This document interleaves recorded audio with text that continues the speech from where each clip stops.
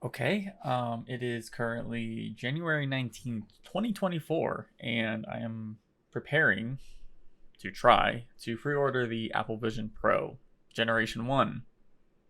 You gotta do a face scan, you gotta do a pre-order thing, very limited amount of units, and there's actually a lot of people that are interested in this device, despite it being $3,500. So, good luck to me, I guess. It's funny because I didn't actually sleep last night. Probably pretty obvious. I pulled an all-nighter in VR chat with some friends, babysitting me because I don't know, momentous occasion. Thought it would be pretty cool to stay up all night in VR to order basically what is a VR headset from one of the richest companies in the world.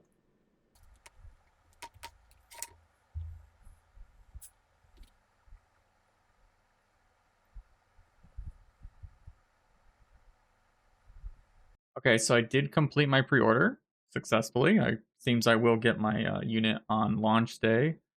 And I just kind of want to show the process a little bit and really the prices for everything because that starting from price really was a starting from price. They had multiple tiers of storage. And of course, Apple being Apple, they started with a 256 gigabyte tier, which is very low for something I would call a spatial computer, right? Like I would never buy a computer with only 256 gigabytes. That's kind of silly. So the first thing they make you do is I know it's hard to see, but there's like this application that you kind of put your head in the frame and you look around different angles. Pretty, you can do it pretty quickly too, actually.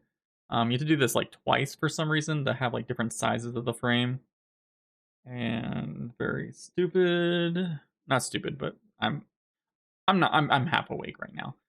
So yeah, once you do that, you can actually continue on to order everything. You do have to like kind of confirm to Apple. They're being very particular. They want you to make sure that you are confirming that if you don't wear glasses, like me, I don't have any prescription, that you say this in this little dialogue I just showed here. They do not want anyone to get the device, think it's blurry because they bypass some sort of step to not get inserts or whatever. Again, very particular about sort of things.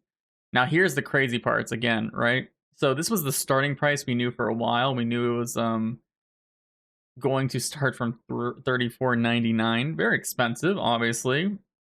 Not really affordable for most people unless you really just kind of like a developer, I think. This is really like a kind of a dev kit type of thing. But 256 gigs is what they announced last week, and that is what you get on that starting price. And you jump up $200 more, you get 512 gigabytes, and then you jump up another $200 to get a whole terabyte, which I think you really are going to be trying to use this thing as like a full-time like laptop or even iPad replacement, you probably are going to want to start trying to get that later tiers for sure. This was a painful purchase. Like we were kind of budgeting for this purchase for months now, and even we were kind of budgeting the lower end, right? Because we didn't know the storage. We assumed that there might only be one SKU, one SKU available, and it would be a higher tier. But again, Apple doing Apple trickery makes you feel that you just can't survive with the actual cheapest price you get. So I did actually order the 1 terabyte model, and you can get Apple Pay for $500, which is, I mean, this is not a device that I think will be able to be repaired like at all. I really don't see how they can repair something like this. So this is really like paying for an actual warranty where you get replacements if you break that front glass panel, because that glass panel is glass and glass can break. Yikes, I opted out for that. We'll see how that goes. Now, you can already see, so my for 1 terabit, right at launch, delivers launch date February 2nd. But look, 1 terabyte already slipping to February 6th as this video, which is only like, was it less than 20 minutes after pre-order is open. 512 gigabyte, February 6th. And let's see, 256 gigabyte. Oh, the lowest tier model now at February 13th to February 16th. So the first wave is done within, I mean, I don't know how long. I only looked at 20 minutes later, but it's done. That's kind of crazy. So yeah, insanity that they've managed to do this that well. So let's just assume that you are buying the highest tier model, right? You add to bag, and then they try to upsell you on. It's actually kind of funny.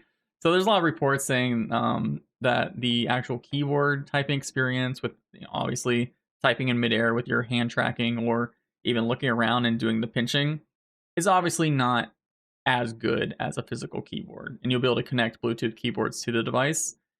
And it kind of shows here because hey, they're trying to push a Magic Trackpad and a Magic Keyboard.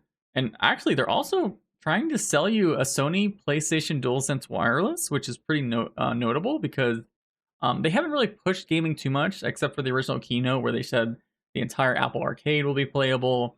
You'll be able to connect a controller to play those in like spatial windows alongside your other apps at the same time, either in AR VR space. So they are kind of pushing gaming in this slightly with just the upscaling of accessories to go with it, which is pretty cool, I think. And uh, I think Steam Link, the iPad app, which allows you to connect an iPad or iPhone to a Steam computer and then stream that flat game to the device. I heard that that app will be available on Apple Vision Pro day one. So you would probably be able to connect like a controller and stream flat Steam games through the Vision Pro in its own sort of spatial environment, which is something I will try to mess with probably day one when I get it. Another thing is AirPods Pro, which it has to be this one model with the USB-C and the second generation, um, because it has like a special chip or some sort of thing that allows it to work very low bandwidth with Vision Pro. So of course they're upselling that if you are like on an airplane or something and you want privacy with what you're hearing, that is a thing.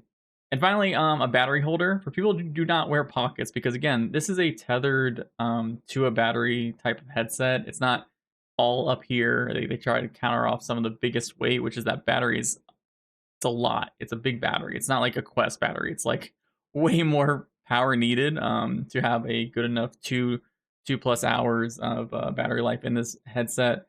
So they realized, hey, what are we gonna do if people don't wear pockets? Like obviously ladies don't buy a lot of pants with pockets sometimes, or like if you're wearing a dress or only wearing thigh highs. Well, hey, you have a battery holder. And finally, also a case. There's a very fancy case here, and very expensive. Everything's very expensive, which is Apple. It's very Apple, right? Everything is very Apple. So yeah.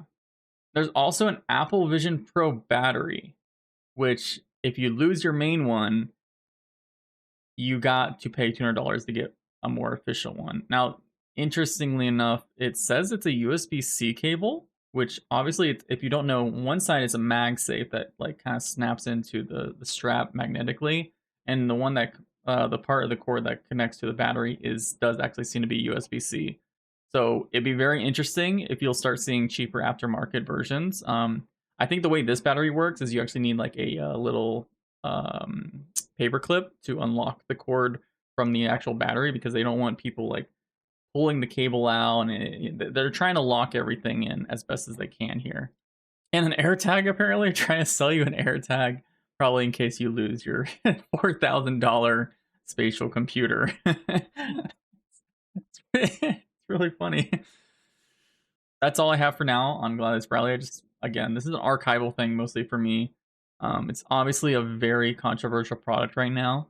I'm genuinely excited for it, though. I think that the things that bother me most about it are the comfort options out of the box. Like, I think there's going to be a huge problem with Apple's stinginess and trying to push this woven knit band that they clearly made to make it look nice, but will be uncomfortable for sure. This thing's apparently weighs around 600 grams, front heavy, on the front there, which is a bit.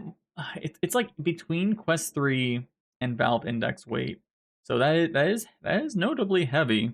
Now, obviously, the center of gravity should be closer to your eyes, because pancake lenses, micro displays, and everything. But it's still a heavy headset, freaking aluminum and glass inside of it. So yeah, we'll see. I am excited for it, and I will be covering this thing as much as I can because I think this is a very notable moment for XR, even if it's not called XR by the company, the Big Fruit company. Okay, yep, that's it. Goodbye.